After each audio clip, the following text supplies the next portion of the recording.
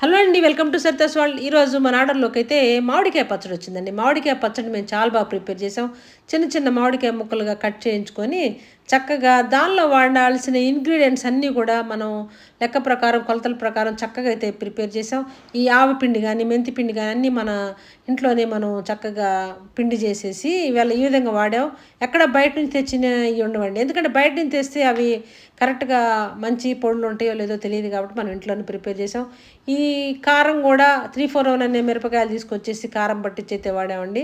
మన దగ్గర టేస్టులు గానీ, మన ఈ పచ్చళ్ళ టేస్ట్ గానీ, చక్కగా స్మెల్ గానీ చాలా బావుంటది. ఎందుకంటే క్వాలిటీ ఇంగ్రీడియెంట్స్ వాడతాం కాబట్టి సూపర్ టేస్ట్ అయితే ఉంటది.